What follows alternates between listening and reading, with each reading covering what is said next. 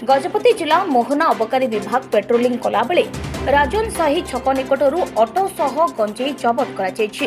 गंजेई चोराचालान अभियोग रे राईजुगा ग्रामर हेमंत नायकों को गिरफ्त करी कोर्ट चालान करिछि अबकारी विभाग। उक्त गंजेई गजपतिरू गंजाम जिला को चालान होउथिला।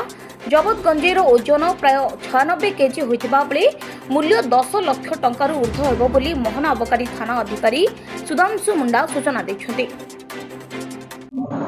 सार आम प्रदीप कुमार साहू निर्देशक में आम सुपरटेंडेंट निर्देशक में आम राजेन छक ठारे पेट्रोलिंग करुवा समय आम गोटे ऑटो द्रुत गति आसुवा देखि सन्धारे आम अटकेलु। अटकेला समय ता भितर आम 3 बस्ता गंजेई जबत करागला।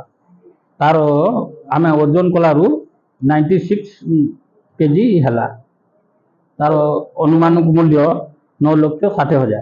तार ना हेमंत नायक, बयस 22 वर्ष, ग्राम राईजुक, पोस्ट गुलुंदा।